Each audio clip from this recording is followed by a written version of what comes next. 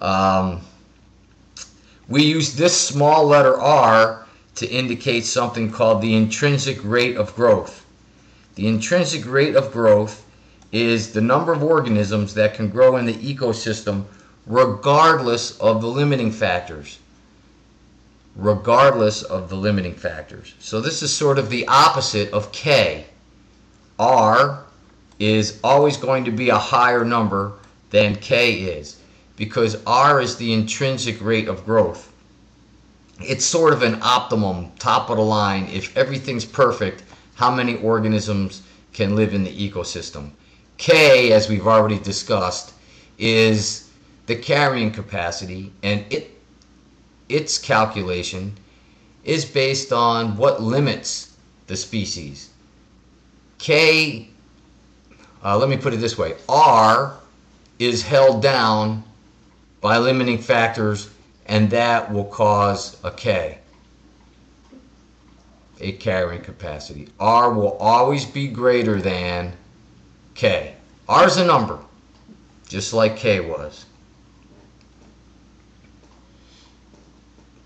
So it shouldn't surprise you then if there are no limiting factors in the ecosystem as organisms begin to grow and reproduce, and they can maximize their ability to have offspring. Over time, the growth rate is going to explode. This is what's happened with human population on planet Earth. For a long period of time, we have grown at a very slow rate. In the last about 150 years or so, we have exploded exponentially. Don't worry about this equation. You won't have to memorize it. But again, it's something that can be calculated. A J-shaped curve. We call it a J curve. We also call it exponential growth. It is exploding growth without limits. No limits. Of course, that's not a reality in the ecosystem now, is it? No, it's not. In fact, there are limiting factors in any scenario. There's probably enough limiting factors for human population to affect what our carrying capacity is on planet Earth. When we take into account the carrying capacity, that's going to put a lid, or that's going to put a limit on population growth. So you can see in the early stages here, we had a J curve. We had exponential growth. The number of organisms is small. There's plenty of resources for all the organisms, and they reproduce like crazy, and they're in a perfect world. However, sooner or later, the numbers of individual organisms is going to exceed the food supply, or the water supply, or the amount of space, and that's when the carrying capacity comes in. That puts a stop to the population growth. Notice the numbers aren't going down in this model. It is zeroing out the growth. It's not zeroing out the number of organisms. It's just zeroing out its ability to grow. So this is a max based on what the limiting factors are, based on K. This is called an S-shaped curve, and it's also known as a logistic growth curve. So put those two words together in your mind, S-shaped curve and logistical curve, and then of course exponential growth goes along with a J-shaped curve. J-shaped curve is exponential growth.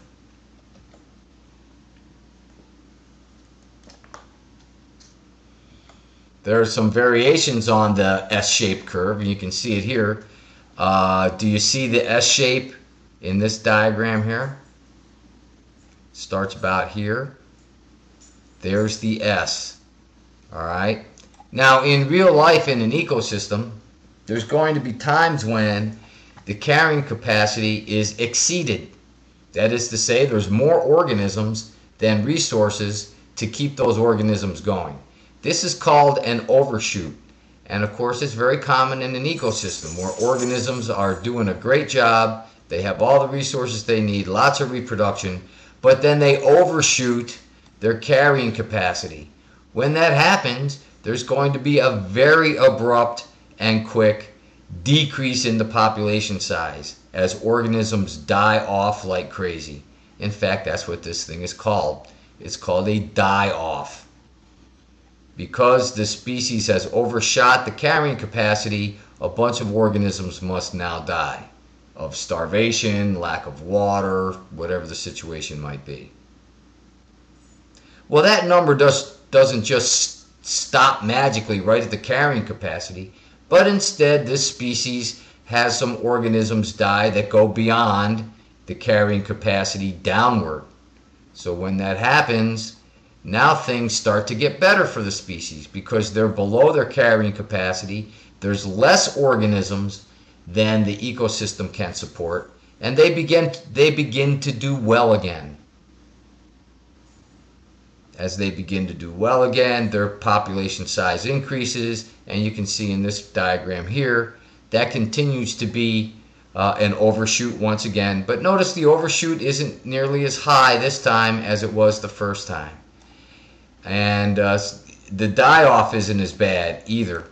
And so we get to a point where the species will eventually level out. But this oscillation back and forth, this oscillation up and down, is something we really expect to see in an ecosystem as the species approaches its K, or its carrying capacity. There are some great examples to observe this in your textbook on page 157. There's the story of reindeer populations in St. Paul Island, where there was a great die-off that occurred because the species overshot its carrying capacity by eating too much.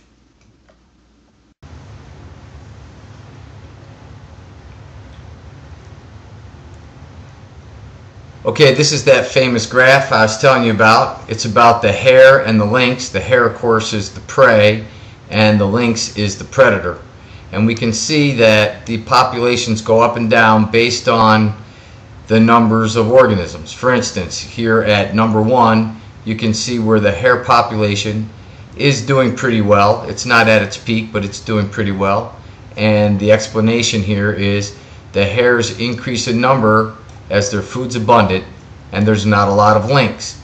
But sooner or later, the lynx figure out that there's plenty to eat, and now they're eating more and they reproduce more and increase in numbers.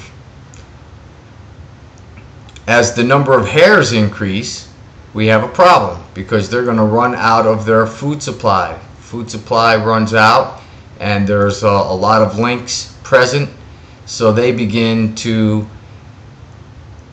eat the hares. The hare numbers become less abundant. Here at number 4, you can see the hare numbers come all the way down here to a nice rock bottom, and as a result of that, of course, there goes the lynx food supply. And so then the number of lynx dies off. That's number 4. And once the lynx are gone and they've died off, that gives the hares the possibility to increase in their numbers again because their predator's not around. And the cycle goes on and on. Again, this is a famous predator-prey logistic model to show you how increases in predators equal decreases in prey, but then when the predator numbers are down, the prey numbers increase, and it just goes in a cycle. Here's another example. This is a predator-prey of moose and wolves, and here are the wolves. Wolf. That reminds me of a song.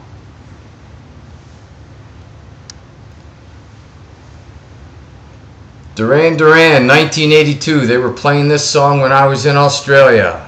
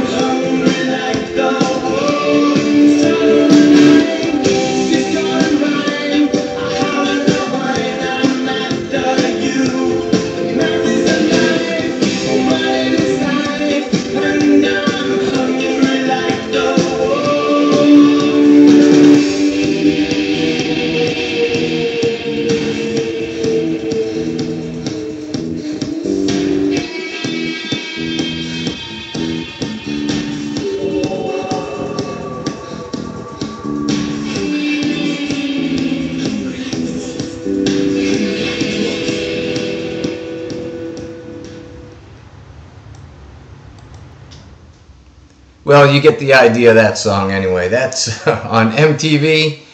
A lot of the big bands in the early 80s made videos to just about every song that was on one of their albums, and that was Duran Duran. Well, you can see another predator-prey type of logistical model here, and it's the same idea. The wolf numbers are okay for a while, and then something unusual happens. In this case, the wolves are struck by a virus, so their numbers go way down. But because the wolves aren't there to keep the moose population down, the moose population skyrockets here in 1995. I think you get the idea. Predator-prey relationships, up and down population model.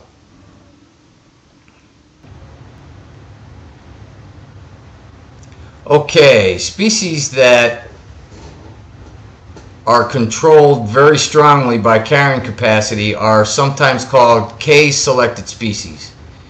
And that's because their populations are held down. They're held down by a wide variety of traits, and they're listed on this table here.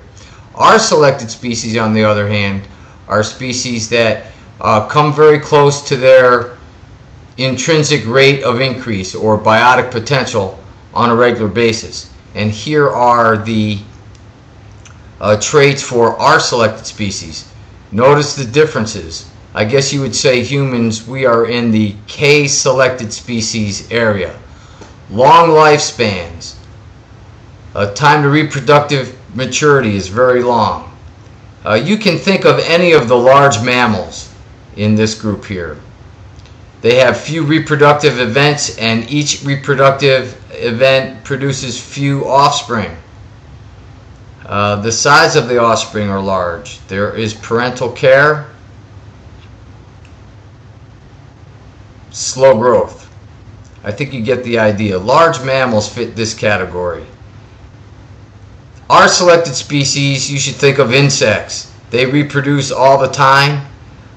Baby insects can start reproducing at a very young age, and of course they give rise to thousands and thousands of offspring, and their offspring are very small. And of course it's not part of their nature to be caring for their young. They just lay eggs and then go about their business. Population growth is rapid in R-selected species. So you should think of R-selected species as insect types, very, very small invertebrate type organisms. And with the K-selected species, think of mammals. Survivorship curves are another thing that we can use to look at reproductive strategies. In this case, we can see, again, there's a big difference between the K-selected, large mammal type of organisms, and the R-selected. With R-selected species, they give rise to many, many organisms right away, but they die off relatively quickly. And then we have an organism here, a squirrel, that's kind of in the average of the survivorship curves. But then take a look at the survivorship of the K-selected organisms. Here we see many organisms living a good long time, and then they don't die till they reach old age. Most of the K-selected species don't have a chance to get to old age because so many other things happen to them. But that's all right. They give rise to thousands and thousands of offspring, so they keep their numbers up that way.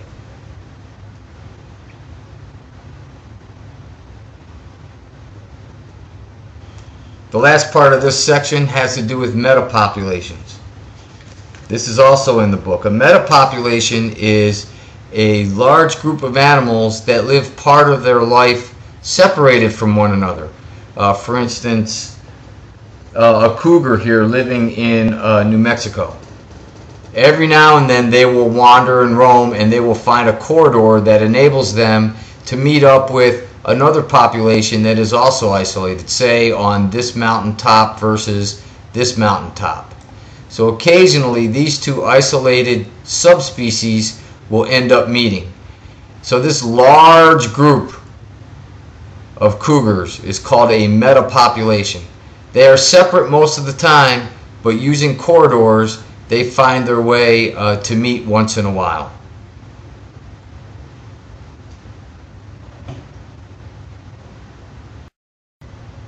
Well, that's a rather short lesson there, but the next lesson is going to be a longer one. It's about species interactions, and we'll talk about competition, we'll talk about mutualism, commensalism, and all those other species interactions you've learned about before.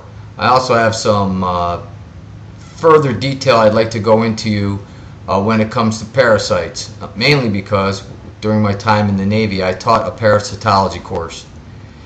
So I have a pretty good understanding of the different parasites that hit us. Some of them that are common, some of them that are not so common. See you next time.